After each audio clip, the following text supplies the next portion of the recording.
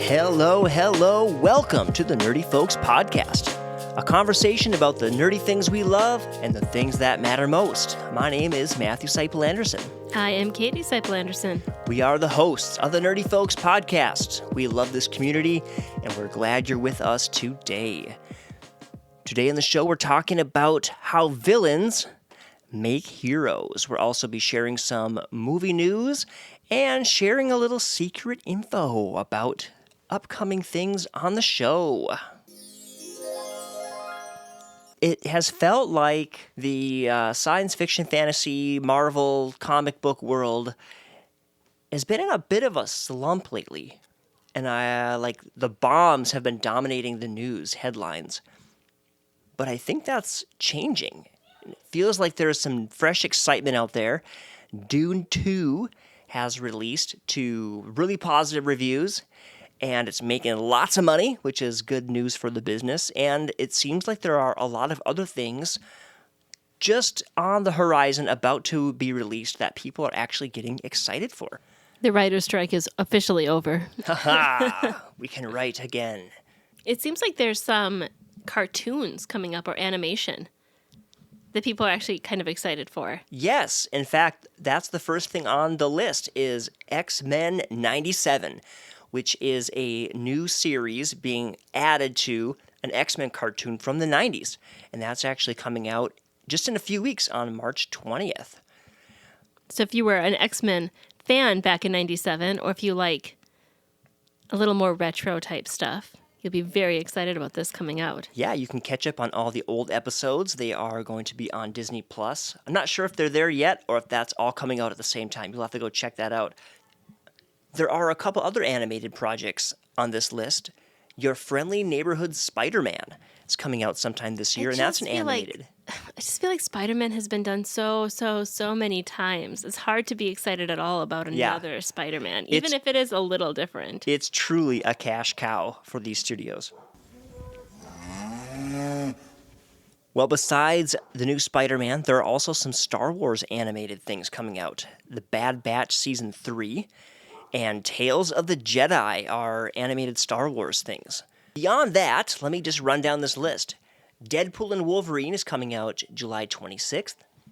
Agatha, fall of 2024.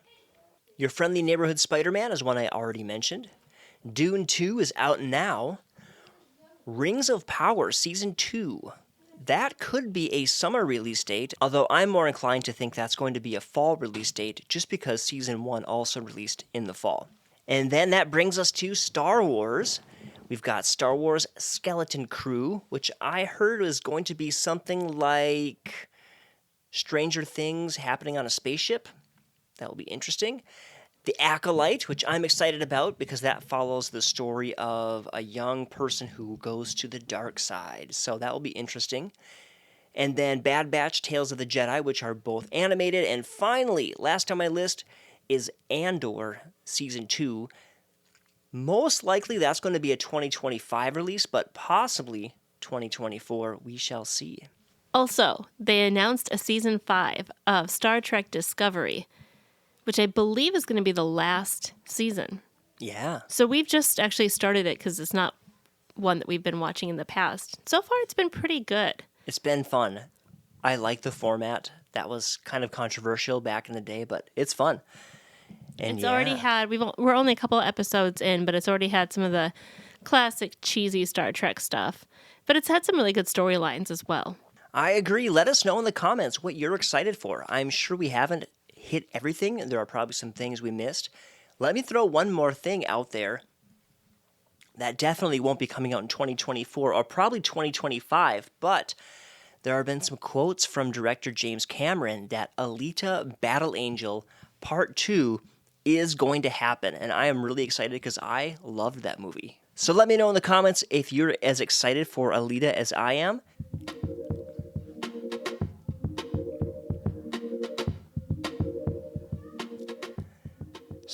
I used the word gumption the other day, and this guy who's much older than me came up to me and said, I haven't heard the word gumption in like 20 years.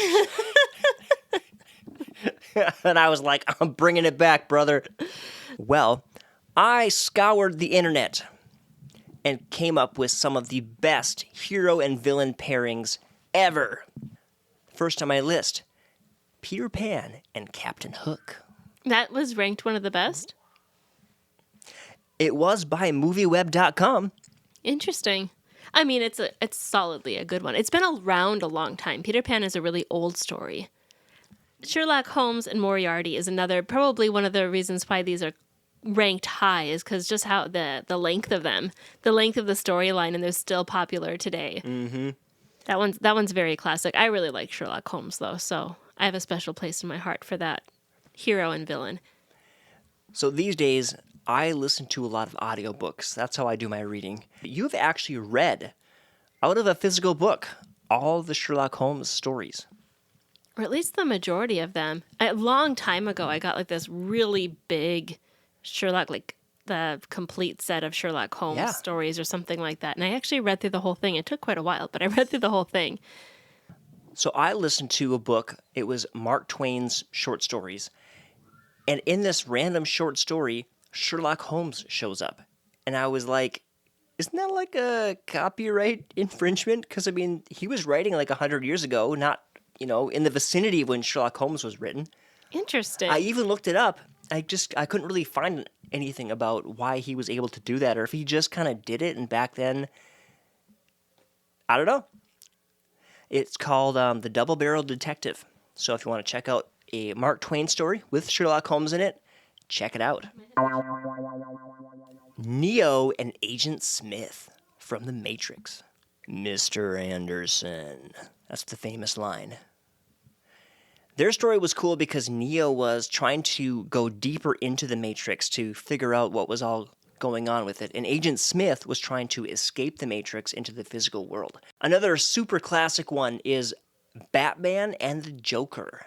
I remember back in the day when there was the Batman movie featuring Michael Keaton as Batman and Jack Nicholson as the Joker. And I can still remember, I'm closing my eyes, we're standing outside Cinema 8 in Duluth, Minnesota.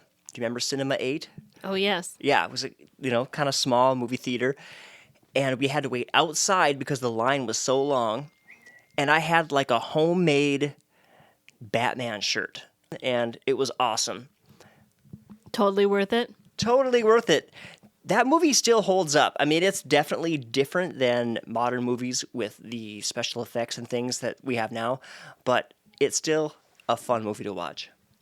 You know what else really holds up with the test of time is Luke Skywalker and Darth Vader. Oh, yeah. They've definitely held up. Not quite as long as Sherlock Holmes and Moriarty, but still has definitely stood the test of time. That has so many classic elements. The jet black evil lord and the young up-and-coming hero. That's kind of a thing. It also has that classic kind of story of redemption, too, though, at the end, that can be such a life-giving story. That's one of the reasons why that original trilogy is so great, because it is so uplifting at the end. So those were from MovieWeb.com. And then I found another list on Screen Rant, and there was one more hero-villain matchup that I just had to include in this list. Screen Rant? Yeah, ScreenRant.com. Now I kind of want to just go check out that website. Jim and Dwight from The Office. They literally said those are heroes and villains? Well, that's a stretch, but, I think it's a bit of a stretch. It kind of fits. I can see it. I mean, there's conflict there. Is it just that we like Jim better, though? Or is Dwight really actually a villain? I don't know. Dwight was a villain. He's evil. They even had an evil castle, which was Michael's office. Dwight as like a character in the Star Wars Discovery is totally evil. That is a villain. Yes, and but that was not Dwight. Obviously, he was a different character, and that was a completely pleasant surprise. Like Katie mentioned, we are just starting Star Trek Discovery, and there's Dwight. Out pops Dwight. I'm like, wait a second. That's Dwight. And that's what he's one of those actors where he can be in lots of things, and I always just think, oh, that's Dwight. Yes, I think he will always be Dwight. I know he has a name of his own. And I don't know if I could take him seriously in like a really serious, like drama type role. It'd be really hard. Because even in the Star Trek, he was kind of a goofy-ish type hero. His name very is nefarious. I'm remembering still. his name. His name is Rain. I'm going to argue that Jim and Dwight are not actually villain and hero. Hero and villain. I think we just all like Jim better. For good reason. His personality is much more pleasant and funny. Or is Jim the villain because he did put Dwight Stapler in Jell-O?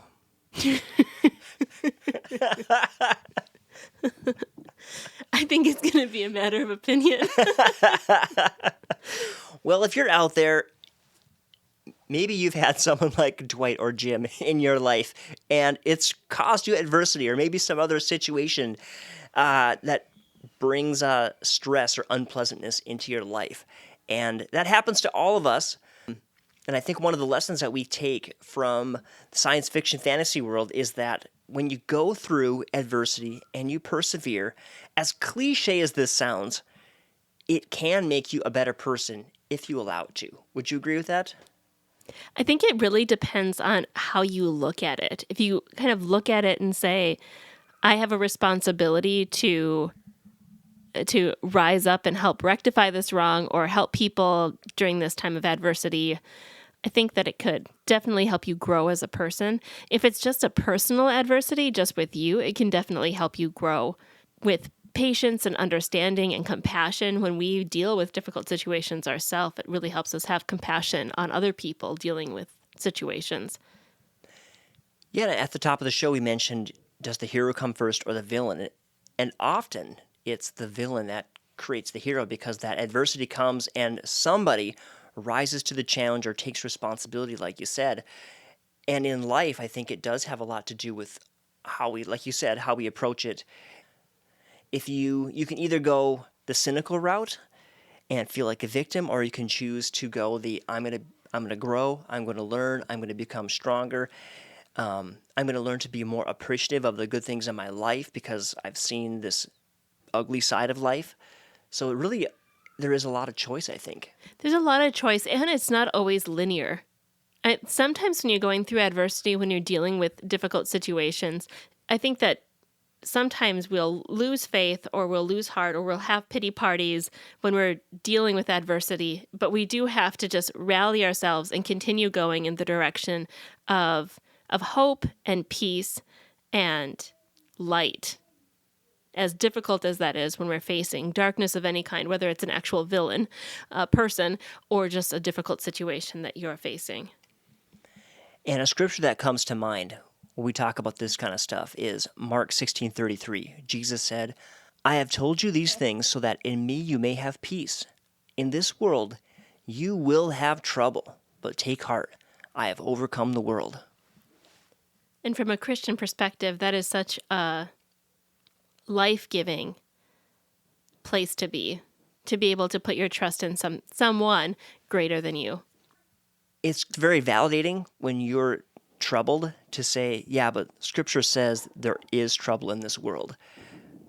And then afterwards, you can see, but through that, I became more compassionate, more loving, more patient, gained some endurance, gained some backbone maybe, gained some grit, and that's good. We've had a lot of fun talking about heroes and villains, and we have been concocting some ideas for future series on the show. And we just want to drop a little fun tidbit that coming up, our next series is going to involve a special, super secret guest co-host.